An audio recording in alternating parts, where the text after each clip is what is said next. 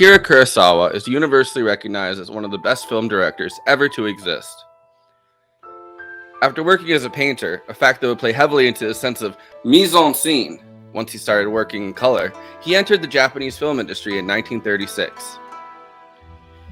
He spent the wartime period mostly doing screenwriting and acting as an assistant director. But in 1943, with World War II underway, Kurosawa made his debut with the action film Shanshiro Sugata. He was hailed as a director that had an immediate grasp on the filmmaking process. This film debut, as it was wartime Japanese cinema, did not get released in the United States until 1974.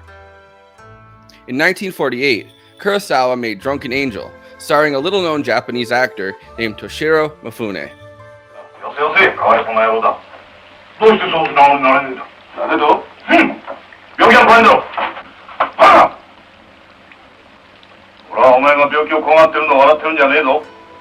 Toshiro Mifune and Kurosawa would go on to have an incredibly successful run of 16 films. Kurosawa and Mifune are best known for their sweeping samurai epics, which became popular in both the US and Japan and had a massive amount of reciprocated influence on the American Western genre.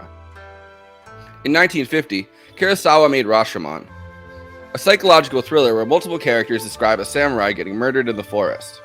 This film was the inspiration for the Rashomon effect, a cinematic plot device where multiple characters give contradictory interpretations of the same incident. In the 1950s and 1960s, Kurosawa made one film a year, an extraordinary pace for a director of that caliber.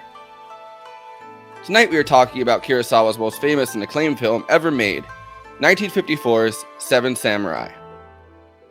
At this point, even if you haven't seen Seven Samurai, you are definitely familiar with the plot. It has been one of the most influential and often copied and remade films ever produced. Although none of the films it influenced, especially the American Westerns, have been as impressive or long-lasting as Seven Samurai. This might not be true for other Kurosawa films, as Sergio Leone's A Fistful of Dollars was a remake of Kurosawa's Yojimbo, and that's the film that gave us Clint Eastwood.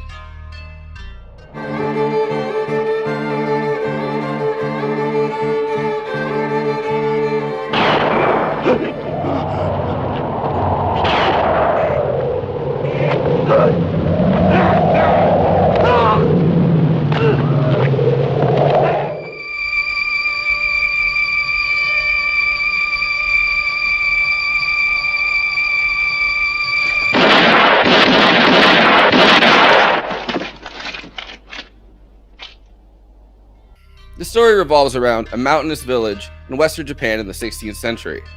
The village consists of farmers who are completely impoverished and at the mercy of roving bandits who come around in packs to rape, pillage, and steal.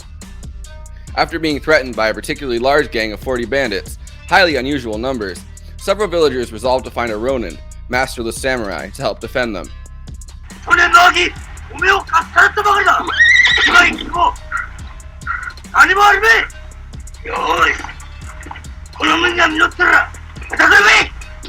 They can pay in rice, but have no money to pay these wandering mercenaries. However, they're lucky because these are times of honor and adventure, and an aging ronin named Kanbei Shimada takes pity on their suffering. He assembles a team of 7 ronin warriors, each with a particular set of skills, to defend the village from the bandits.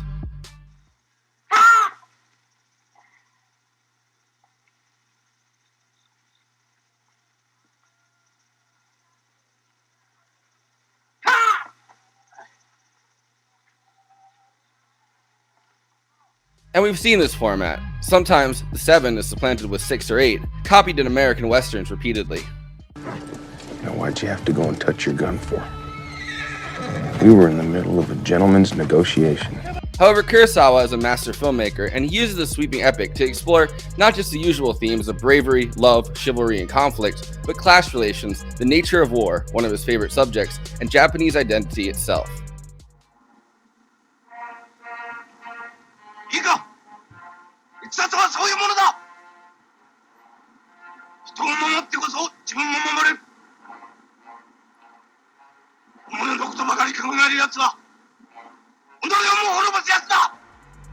Kurosawa cast his old friend and collaborator, Toshiro Mifune, as Kikochiyo, an orphaned farmer who lies about being a samurai warrior, but ends up being one of the bravest of the 7.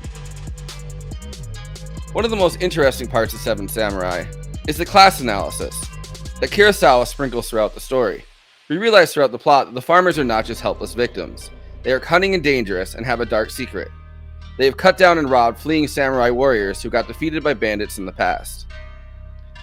However, Kikuchiyo, who acts as a go-between between farmers and the Ronin warriors, angrily reminds the samurai that samurai have been equally brutal, raped, pillaged, and plundered from farmers.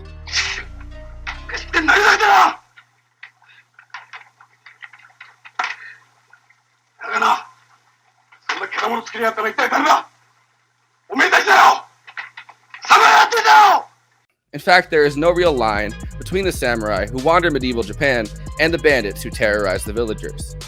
Seven Samurai is a 3-hour and 20-minute epic. A funny fact is that Kurosawa assumed that American audiences wouldn't be able to sit through it and lobbed 15 minutes off that before releasing it in the United States. It was filmed with telescopic lenses and multiple cameras, ending up as the second most expensive Japanese film ever made in 1954, which today is a laughably small number, $500,000, or 210 million yen. The movie ends on one of the most Kurosawa moments of the film. Surveying the damage, after 5 of the 7 samurai die in battle, Kanbei says, "The victory belongs to the peasants, not to us." This concept of war as a Pyrrhic victory is a central theme Kurosawa would return to repeatedly. 今度もまた負け戦だったな。いや、勝ったのはあの百姓たちだ。わしたちではない。